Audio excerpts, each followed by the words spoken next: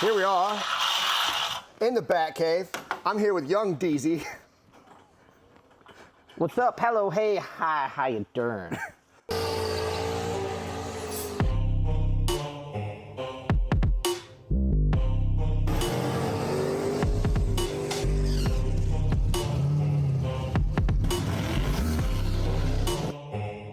Working on wrapping up this little old bracket truck for a customer. Trying to button up all the loose ends today. Just ran some wires for the headlights, stuff like that, you know. A couple little things to wrap up on this. We got to get the dash mounts in.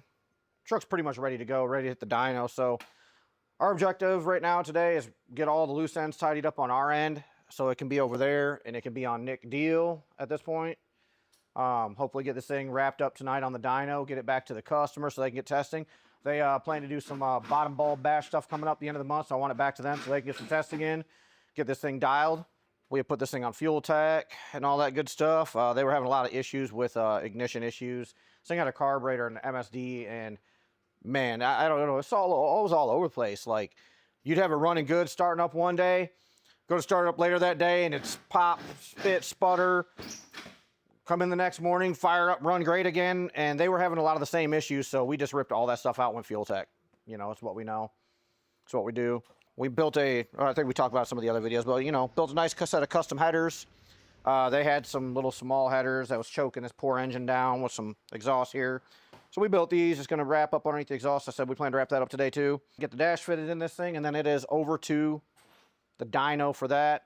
Harley, while we were gone for wrestling over the weekend, came over to the Better Half Camaro here, and he got the dash clips and everything in, kind of got the dash mounted in this.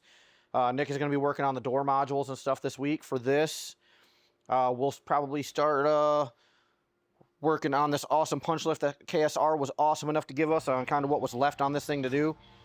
So we'll start chomping off the bit on this thing here. Got some a little bit of wiring to do, mounting some stuff. Not a whole lot left, really. After that, well, after this leaves, we're going to pull the truck over on this section here. In between stuff, start working on some hard lines for all the wastegates, blow-off valves, start getting the harnesses routed on that truck. Start working along and picking along at this thing here, you know, throughout the week. Start getting some, you know, stuff chomped away at the bit on this. We kind of stopped taking on a bunch of the other work that we normally do next door so we can focus on these. As well as we got Brian Crane's cage to wrap up. I'm going to probably slide over a little bit later today, finish cutting the floors out, see if we can't slide the cage in, make sure everything fits good. Once everything fits good, I got a couple welds to wrap up on that cage. Man, it's so hot. I don't know what day I want to weld. We got air conditioning in this place, so, you know, when it's hot outside, it's hot in here, and there ain't no airflow, so it's pretty brutal. But we'll get her knocked out and get that off to Chris Mary so he can get that painted up, get that slid back in the car, get Brian Crane his car back. A couple other engines we got to get wrapped up for some customers.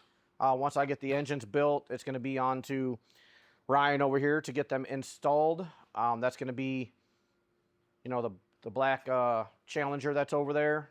We got to get that one done. Actually, I need to run down and pick that up from Irwin real quick. It is ready to go, so I got to get that one done. We got an LS for a Trailblazer. We got another really, really nice LS that's going together for our buddy Drew. We got Jamie Lidacre's engine to go together. That's going to be the ProCharge TA. The TA is back at his house. We pulled the engine, got everything here. We're just waiting on the machine work stuff for that. Really is what it comes down to. Dave's a little behind over there. So we'll see what's going on with that. I'll see what Dave's timeline looks like. You know, if Dave is still going to be a little while, honestly, I might run it up to Steve. You know, he gets things turned around pretty quick for us. So that might be an option as well. It's just hard to drive up to Steve. You know, we got an hour and a half drive up there, an hour and a half drive back. So to drop stuff off for machine work up there is a little bit tough. And this is just basic stuff. It just needs a hone job. So it's nothing crazy. So I normally would use, you know, Dave here locally. Does amazing work. So that's kind of what we got going on of what we're going to be doing this week for the most part. I was trying to wrap up a lot of the things that are here and start moving forward on these two. All right, guys. What we got going on today is actually I'm going to be working out of the Battle Creek shop. I'm going to be trying to put together the timer module, some relays, and make this window work how I'd like to make it work. It's not guaranteed. This is just an idea I had in my head. So what we got to start with here is we got the window mechanism out of the car, all the way to the motor here. I had already took the chip out here. This goes in here. I took it out. I started to take the motor apart because I'm not going to use this. Now I am thinking I may cut these connectors and solder here and jump them to the 2 connectors here so that I can leave that installed and then use the factory plug. But what I also thought about doing is pulling it apart and soldering the wires inside of the motor here. Haven't made that decision yet how I'm gonna go. This is the timer module that I got, some scrap wire, a couple relays. These are just standard 30 amp relay, 5-pin, needs to be 5-pin for what we're doing. Some connectors, suicide strippers, crimpers, actual wire diagram that I pulled for the window switch and the window motor. Like I said, probably not going to use any of the factory stuff there. I have a plan. The factory stuff did run off a cam-based system. If you actually look, there is a that's going to be used still. The linear interconnect network, that is actually what connects it to the VCM and does the memory for the height, the window going up and down. So we're not going to be using that. I'm going to try to make it as simple of a situation as possible. If you overcomplicate this, I feel like it's going to be trouble. So I'm not even going to do the window up portion. What we're going to do is we're going to build the timer module. I'm going to set this up at I'm going to start at 0.025, so a quarter of a second, and see how far the mechanism moves here. What we're trying to do, I think, 1 inch of drop. Close the door. I'm going to have window switches in the car, in the center console area where Steve or Val or whoever's in the car can reach to roll the window up the rest of the way once the door's closed. Also going to put some hidden switches in the quarter glass, so that if you're fanning the car, getting the smoke out of the car, standing outside of it, close the door, you can make sure from the outside, the crew guy can make sure the windows are up. Also going to do a fail-safe on it, so if the doors are locked and you grab the handle, the windows will not move. Obviously, we don't want somebody grabbing the door handle to open it and the door's locked, and so on, and the windows drop. So we don't want that to happen. The lock mechanism or the latch mechanism should be fine. I know that there's wires going to the latch mechanism. I pulled the schematics on that. I don't have it with me right now. So I know there's a trigger that when the latch opens, that will activate it. Also know that there's a trigger for the door lock. So when the doors are locked, you can sense ground, whatever. You know what I'm saying. So what I'm going to do right now is, this is probably going to be more of a time lapse. I'm going to start wiring up some generic wires here to try to build a relay pack, what we call a 5-wire. So the center pin, I'm not going to get into too much detail here, but this relay here, what's going to happen is the center pin is going to be your ground. This is going to be your output. This is going to be your charge wire, or your whatever the output's going to be. So one relay will always, the window will always sit at ground. The other one, when it gets switched, will connect these two together. So it'll go from connected here, these 2 pins are connected, it'll go to these 2 pins connected on one relay. The other relay will stay connected here, which will be ground. So then when you switch and you flip the window to go the other way, the other relay switches. We call that 5-wire. We use that in door locking systems on a lot of the older vehicles, Dodges, GMs, whatever. But worse for windows up and down, the same as a window module would have. This is a little bigger, a little heavier than I like. So this is all for testing. If this works, I'm going to do some of the 20 amp or 30 amp small relays that are about half size, half the weight, solder them together, build a project box. So the each door of the module will be contained in. The other plan is that I want to have it as least amount of wiring as possible. So there's only going to be, the plan is there's only going to be 4 wires that run, might even be 3, no 4. 4 wires that are going to run in each door. You're going to have a power, a ground, an up signal, and a down signal. That's all we're going to have. And that's both doors should be that way. When it gets out to the switches, we'll have multiple switches. Like I said, we'll have a pair in the inside of the car that are not affected by the door being locked or unlocked.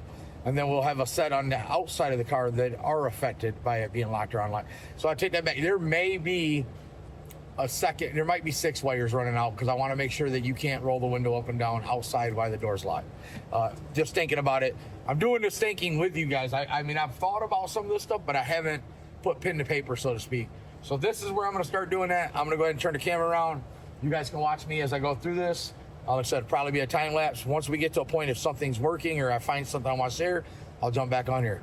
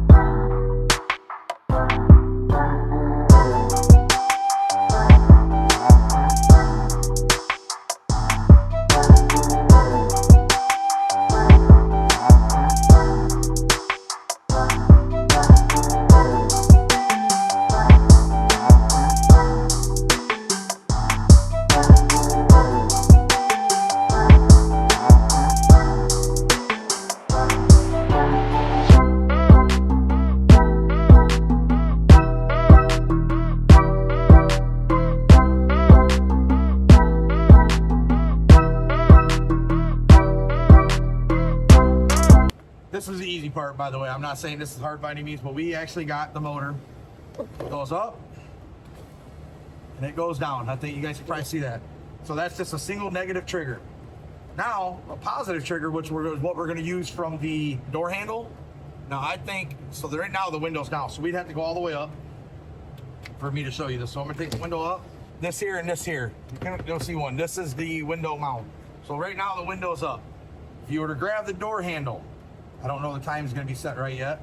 When you grab the door handle, obviously 1.1 is not long enough for it to work. I'm hearing it clicking the relay, but I don't see it moving. Or is it the other direction?